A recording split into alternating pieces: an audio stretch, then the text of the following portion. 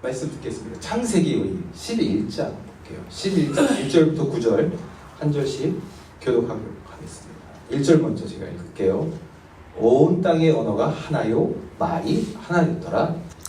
이에 그들이 동방으로 옮기다가 신할 평지를 만나 거기 거주하며 서로 말하되 자 벽돌을 만들어 견고히 굽자 하고 이에 벽돌로 돌을 대신하며 역청으로 진흙을 대신하고 또 말하되 자 성읍과 탑을 건설하여 그 탑 꼭대기를 하늘에 닿게 하여 우리 이름을 내고 온 지면에 흩어짐을 면하자 하였더니 여호와께서 사람들이 건설하는 그 성읍과 탑을 보려고 내려오셨더라.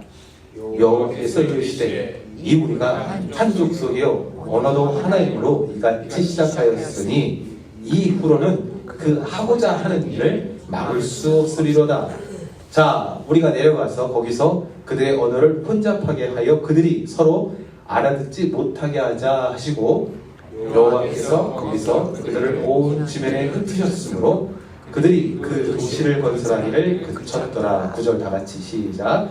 그러므로 그 이름을 바벨이라 하니 이는 여호와께서 거기서 온 땅의 언어를 혼잡하게 하셨음이니라. 여호와께서 거기서 그들을 온 지면에 흩으셨더라. 아멘. 창세기 11장까지는 현대 우리의 어떤 이 감각으로는 이해하기 힘든 이야기들이 배치가 되어 있습니다. 그 마지막 부분이 이 바벨이라는 사건이 나타나는데 오늘 이 바벨탑을 통해서 하나님께서 어떤 마음을 우리에게 알게 하실지 말씀을 준비해 보았습니다. 제가 이 말씀을 준비하면서 떠올랐던 한국 속담이 하나 있습니다. 호랑이는 뭐죠? 죽어서 가죽을 남기고 사람은 죽어서 이름을 남긴다라는 저만 들어봤나요? 그런 말이 있습니다. 그런 것 같아요. 저도 이게 나이가 들면서 조금 성숙해지다 보니까 이름에 부끄럽지 않게 어떤 처시를 배우게 되는 것 같습니다. 모두 다 그런 것은 아니지만 대부분 보면 나이가 들면서 이름값을 조금씩 해가는 것 같습니다. 우리 주변에서요 성공하신 어떤 사업가들께서 자신들의 재산을 자기만을 위해 쓰지 않고 선한 사업에 이렇게 기부하는 그런 아름다운 모습을 볼 때가 있습니다. 그분들의 그 아낌없는 후원으로 다음 세대들이 혜택을 받기도 하고요. 또 저희 같은 세대들도 사실 좋은 의료 서비스라든지 어떤 혜택들을 보게 됩니다. 여러분 우리 교회 옆에 이 토렌스 메모리얼 병원에 지나가시다 보면 그 병원 벽 옆에 토렌스 메모리얼이라고 써있지 않고 또 뭔가 큼직한 이름이 써있는데 보신 적이 있으세요? 발음이 어렵더라고요. 룬드퀴스트 타워라고 써있어요. 룬드퀴스트. 그 사람 이름이 왜 그 병원 벽에 크게 써있을까요? 우리가 상상하기로는 그 사람이 아마 기부를 엄청나게 했나 보다 이렇게 생각하겠죠. 제가 그런가 해서 한번 찾아봤어요. 그리고 깜짝 놀랐습니다. 이 사람들이 어떤 비즈니스를 하는지 제가 잘 모르겠는데 지난 20년 정도 이분들이요 이 캘리포니아의 여러 공적인 분야에 무려 3억 불 이상을 도네이션 했다고. 또 거기서 그치지 않고 이분들 때문에 또 다른 미국의 많은 부자들도 이 도네이션에 참여했다고 하더라고요. 아마 여러분들도 오늘부터 이 로미타 지나가시면서 그 룬드퀴스트 보면 그래? 아마 그렇게 관심이 생기실 것 같습니다. 오늘 이 바벨이라는 성에도요 비슷한 일이 생겼어요. 자신들의 이름을 걸고 뭔가 큰 성읍과 큰 탑을 쌓으려 했던 것이죠. 그런데 애석하게도 큰 차이가 있었습니다. 이 사람들은 그냥 이름 높이는데 그들의 관심이 집중되었죠. 그러다 보니 그 결과는 망하게 되는 결과가 나타나게 되었습니다. 사실 그런 이름들은 선한 행동들에 의해서 자연스럽게 드러나야 할 텐데 이름을 드러내려는 그 목적이 모든 공동체를 혼란에 빠뜨리게 만들었던 것입니다. 우리 주변에서도 비슷한 케이스들을 볼 때가 있습니다. 굉장히 훌륭한 일을 하시는데도 불구하고 동시에 욕을 먹는 케이스들이 있습니다. 제가 예전에 어떤 분이 매년 20명의 학생들에게 500불씩 장학금 주시는 걸 제가 본 적이 있는데, 저도 그 자리에 몇 번 참석한 적이 있습니다.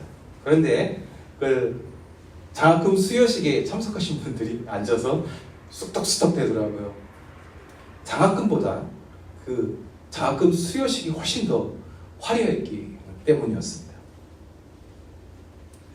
여러분, 영화에 보면 가끔 조폭들이 신분을 세탁하기 위해서 봉사활동하는 그런 영화 보신 적 있지 않으십니까? 뭔가 이름을 걸고 좋은 일을 하는 듯 하는데, 사실 그 이름을 드러내는 것에 목적을 가지기 시작하면 주변의 사람들이 그 혜택을 본다 할지라도 불편한 마음이 나타나게 됩니다. 우리가 읽은 2절, 3절 말씀을 다시 한번 보십시오. 이 사람들이 동쪽으로 이동하다가 신할 평지라는 곳을 만나서 이동을 멈추고 거기 머무르게 됩니다. 이 굉장한 사건이에요. 머무르지 않았었거든요. 그런데 그 머무르는 사건이 이곳에서 발생하죠. 그리고 머무른 이 땅에서 엄청난 것을 배웁니다. 마치 현대 인류에게 컴퓨터가 나타났던 것처럼 무려 벽돌, 역청이 나타난 것입니다. 이것을 이용해서 건물을 크게 짓기 시작한 거예요. 건물을 짓는다. 사실 우리가 살고 있는 이 시대에 우리가 모두 다 이미 건물 안에 살고 있으니까 건물을 지었다라는 이 기록이 우리한테 큰 영향을 끼치지는 않지요. 그런데 한번 여러분 생각해 보세요. 그 옛날에 어두컴컴한 동굴이라든지 기껏해야 그 나무 움막 같은 곳에 살았을 이런 사람들이 이렇게 뭔가 가공되고 보강된 재료를 사용해서 그 옛날에 그 큰 피라미드 같은 걸 건축했다고 생각해 보세요. 이 사람들은 완전히 다른 세상에 입국하게 된 것이죠. 마치 그분들의 그 인상은 그 건물 앞에 섰을 때, 내가 신들의 문 앞에 서 있는 것이 아닐까. 내가 신의 나라에 들어가고 있다라는 그런 생각을 가졌을 것입니다. 다음 4절 말씀을 다시 돌아가 보시면, 그러나 이 놀라운 기술이 있었는데도 불구하고 슬프게 사람들이 이 기술을 가지고 다시 범죄하죠. 홍수 이후에 또 다시 하나님 앞에 교만을 드러내죠. 이렇게 혁신적인 기술이 나타나서 훨씬 더 안정적이 되고 뭔가 더 나은 부유한 어떤 환경을 만들어낼 것 같았는데, 오히려 이 대단한 기술이 사람들을 불편하게 만들고 결국엔 언어의 혼잡 때문에 모두를 쌍방간의 위험에 빠뜨리게 됩니다. 벽돌과 역청이라는 기술을 이용해서 큰 건물을 짓는다는 것이 잘못된 일은 아닐 것입니다. 그러나 숨어있는 마음이 문제였습니다. 동방으로 옮겨가던 사람들이 모두를 행복하게 할 수도 있고 모두를 부유하게 할 수도 있었던 이 훌륭한 기술을 발견하고 배웠지만, 그 좋은 기술로 자기 이름을 마치 하나님처럼 높이려 시도했기 때문에 그 욕망의 탑이 무너지게 된 것이죠. 이 탑을 어디에 쌓았습니까? 평지에 쌓았습니다. 주변에 있는 사람들이 모두 다 그 탑을 바라볼 수 있도록 자기의 힘을 과시하려고 높이 탑을 쌓기 시작했죠. 하나님 중심으로 사는 것이 아니라 사람이 통치하는 거대한 제국을 표시해서 사람들을 그 제국으로 끌어모으려 했던 것이죠. 사실 이러한 시도, 지금의 우리의 시간대에도 우리가 발견하게 되죠. 이전에 없었던 새로운 기술이 우리에게 나타나고, 그러면 사람들이 그 기술로 모여들게 됩니다.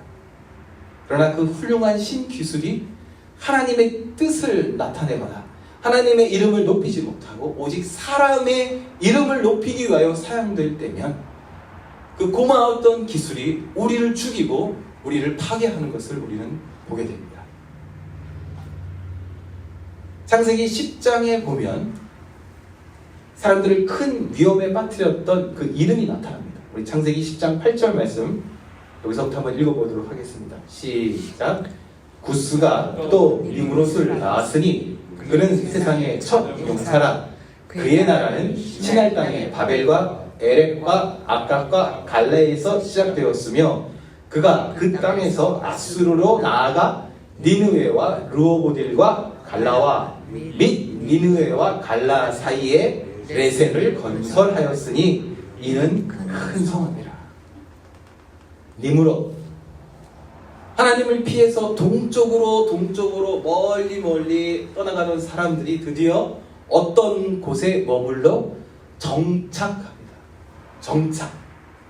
바로 세상의 첫 용사로 그 이름을 드높였던 니무롯이라는 영웅이 건축한 그 도시, 신할 땅, 바로 신들의 문이라는 별명을 가졌던 바벨이라는 도시에서 제국이 시작됩니다.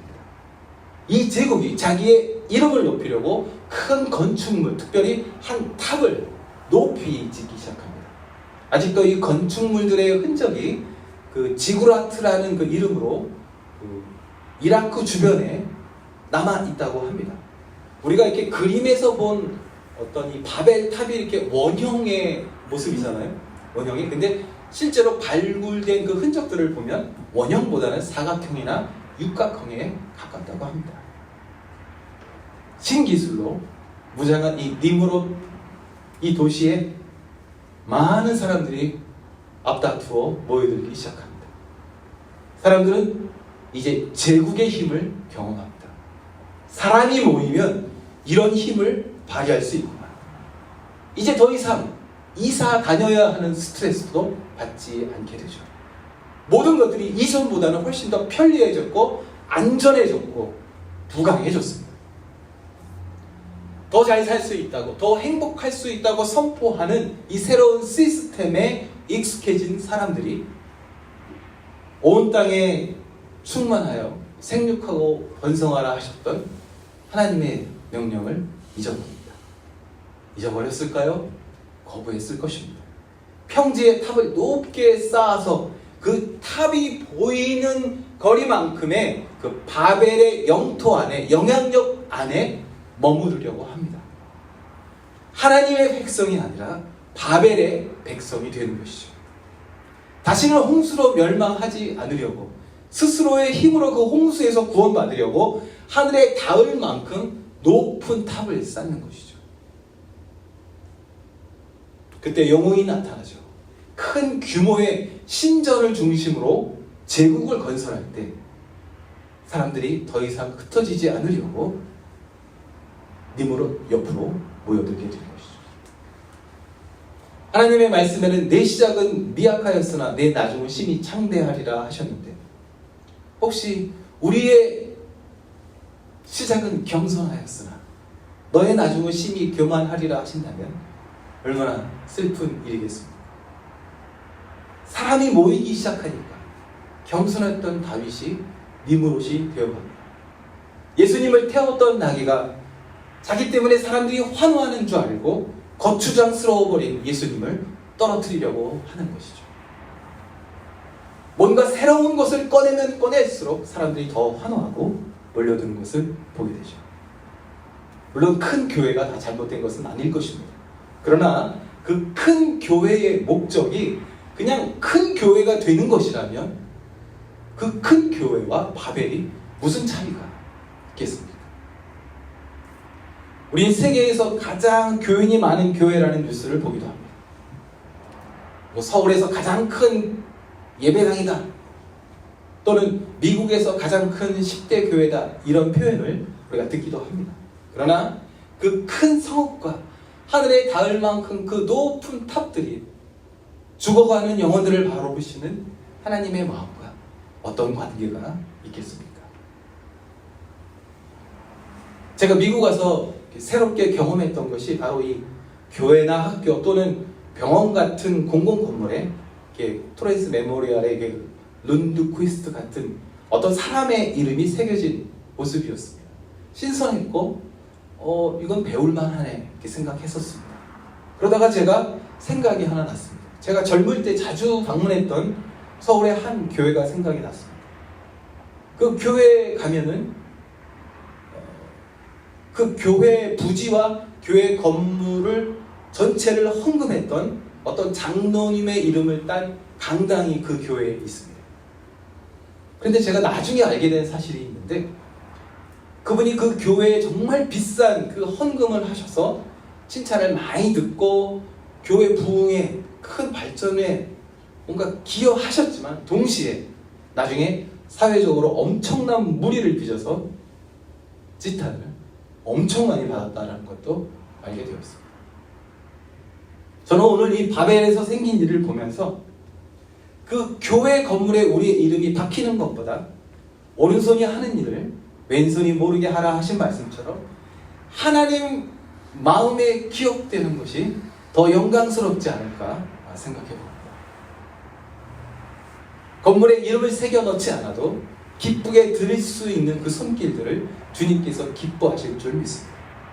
우리의 이름이 아니라 하나님의 이름만이 높아지시기를 소원해 봅니다.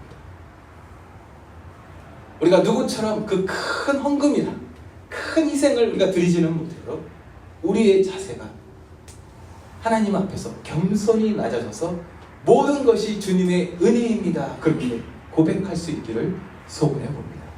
주님께서 우리에게 말씀해 주셨습니다. 너희가 거저 받았으니 거저 주어라. 그 주님의 말씀처럼 우리 품 안에 있는 작은 도시락을 꺼내 주님을 기쁘시게 하는 그런 성도님들이 되시기를 축복합니다. 한 가지 더 살펴볼 포인트가 있습니다. 제가 이 말씀을 이렇게 보면서 왜 이곳 신할 평지 바벨이라는 곳에서 이런 참극이 생겼을까 생각해 보았습니다.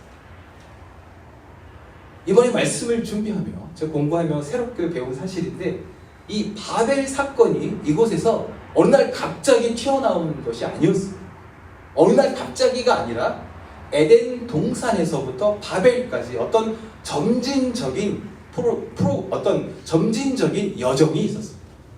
먼저 창세기 3장에 한번 가보겠습니다. 창세기 3장 24절에 있는 말씀 같이 한번 읽어보겠습니다. 시작. 이같이 하나님이 그 사람을 쫓아내시고 에덴 동산 동쪽에 그룹들과 두루 도는 불칼을 두어 생명나무의 길을 지키게 하시니라. 저는 의문이 들었습니다. 왜 하나님께서 딱 에덴 동산 동쪽을 막으셨을까? 왜 동쪽이었을까? 저의 추측이지만 아담 가족이 동쪽으로 옮겨갔기 때문이 아닐까? 그래서 동쪽에서 다시 되돌아오는 것을 막으신 것이 아닐까? 그렇게 한번 추측해 보았습니다. 4장 16절을 한번 가볼게요. 4장 16절 이 말씀도 다 같이 읽어봅니다. 시작. 가인이 여호와 앞을 떠나서 에덴 동쪽 높 땅에 거주하더니. 가인이 에덴을 떠난 아버지 아담을 따라서 살았죠. 아담 가족이 에덴 동쪽에 거주하다가 어느 날 동생 아벨을 죽이죠. 가인의 마음이 번민이 시작되면서 하나님의 낯을 피하게 됩니다. 그리고 더 동쪽으로, 더 멀리 이동했다는 것을 이 말씀을 통해 우리가 발견할 수 있습니다. 그리고 사람들이 거기서 멈추지 않습니다.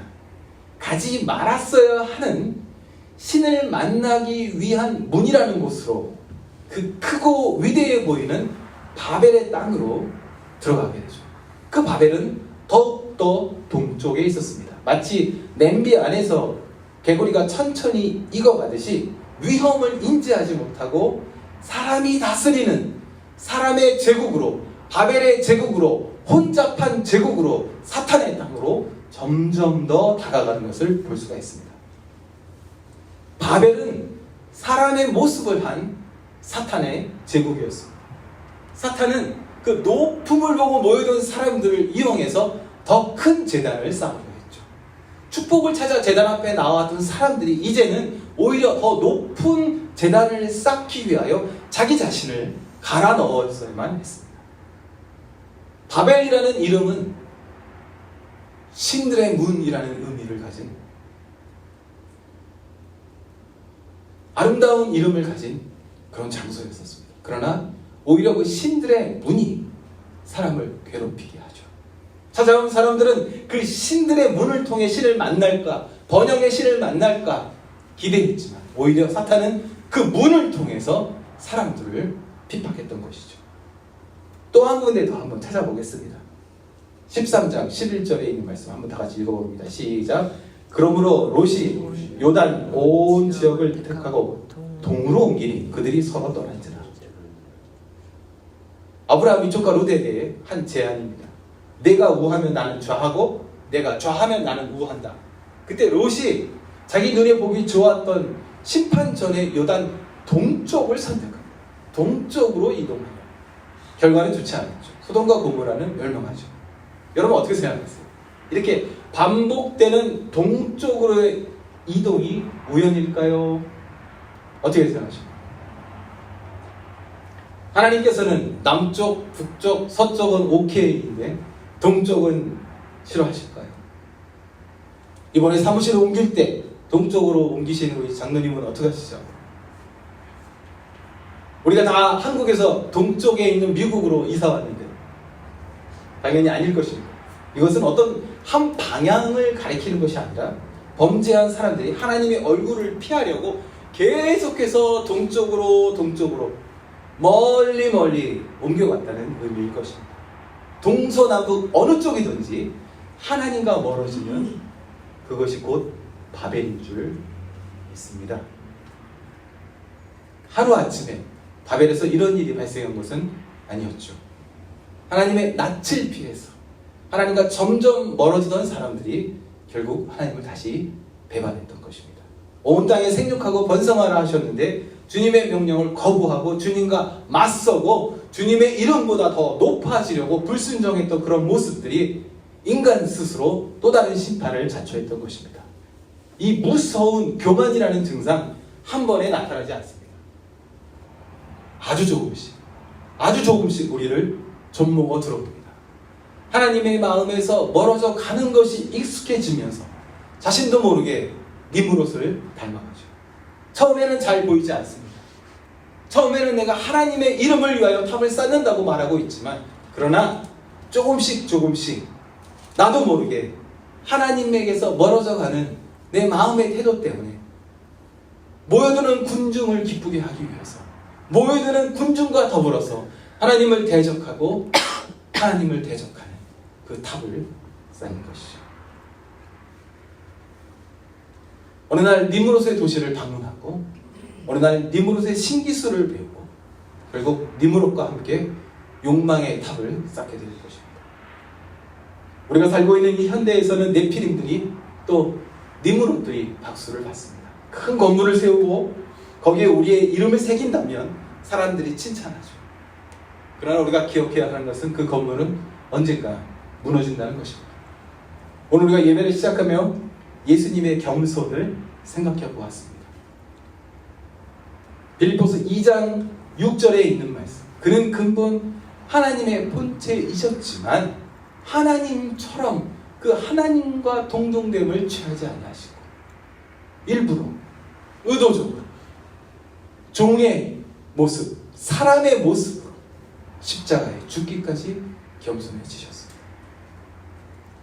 모든 사람들이 니므롯이 되고자 하는 이 시대에 하나님께서는 사람의 모양을 입으시고 십자가에 죽기까지 우리에게 다가와 주셨습니다.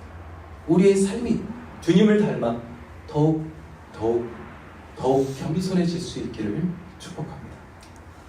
마지막 한 가지 더 특이한 사실이 있습니다. 여러분, 하나님께서 설계해 주셨던 성막과 성전의 문이 어느 쪽에 있을까요? 동쪽이었습니다. 왜 이렇게 예배의 상징인 성전, 성막의 문이 동쪽으로 지정되었을까요? 이것도 저의 상상이지만 혹시 동쪽으로 떠난 그 죄인들이 하나님 품으로 돌아올 수 있도록 그 동쪽의 문을 배치하신 것이 아닐까? 하나님의 따뜻한 마음의 표현이 아닐까? 그렇게 생각해 보았습니다. 우리 모두 다 내가 더 점점 멀어져 가는지 모를 때, 그렇게 느끼지도 못할 때 그분께서 우리를 위해 십자가에 죽어주셨고 나를 위해 그 문을 동쪽에 예비해 주셨습니다. 오늘 이 자리에 누구든지 그 활짝 열린 문으로 들어오신다면 하나님은 다시 힘차게 안아주실 것으로 믿습니다. 주님의 사랑하시는 형제자매 여러분, 우리 주변에 우리의 눈을 즐겁게 하고 우리를 유혹하고 우리에게 약속하는 그 높은 탑들이 존재하고 있습니다. 그러나 우리를 편하게 할 것 같고 우리를 지켜줄 것 같은 그 크고 높은 바벨에 속으면 안 됩니다. 우리를 지키시고 우리를 쉬게 하시는 분은 오직 예수님 한 분뿐이기 때문입니다. 우리를 즐겁게 하고 우리를 더 큰 축복의 문으로 인도할 것 같은 그 새로운 기술, 또 그 기술자 니무롯에게 속으면 안 됩니다. 오직 예수님만이 우리를 자유케 하시기 때문이죠. 주님의 사랑하시는 형제자매 여러분, 오직 예수님만이 거친 풍랑에서도 흔들리는 배 위에서도 우리를 잠잠케 하시고 평안케 하실 줄 믿습니다. 오늘 이 시간 바벨의 도시가 아니라 하나님의 성에 모여 하나님의 높으심을, 하나님의 이름을 높이기를 원하는 그 모든 성도님들 삶의 그 가정 위에 충만하시기를 예수님의 이름으로 축복합니다. 아멘. 우리 잠시 머리를 숙이고 하나님 마음을 조금 더 한번 들어보겠습니다.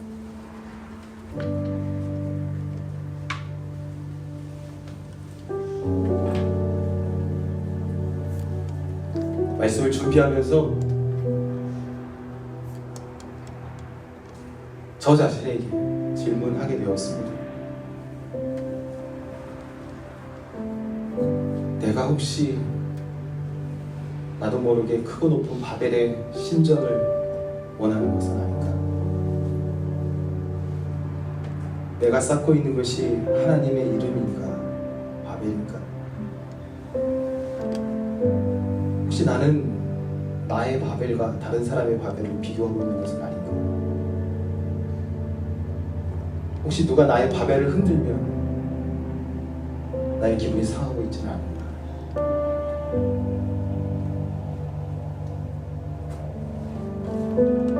내가 닮고자 하는 것이 겸손한 예수님이신가? 아니면 주목받는 니무롯인가?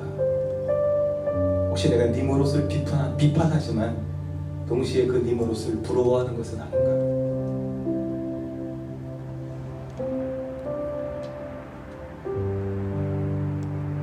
새로운 곳에, 더 파워풀한 곳에, 더 화려한 곳에, 더 편리한 곳에,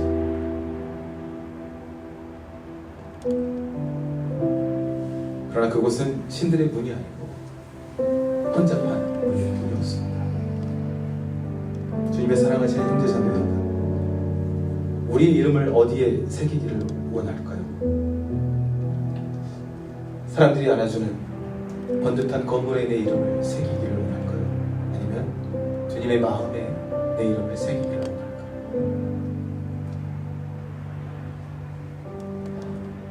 내가 남기기 원하는 것은 쓸데없는 가죽일까요?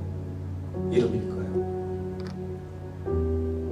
오늘 시간 사람의 모양을 입으시고 십자가에 죽기까지 겸손하셨던 만왕의 왕께 우리 삶을 드리기를 다시 한번 결단하기를 축복합니다.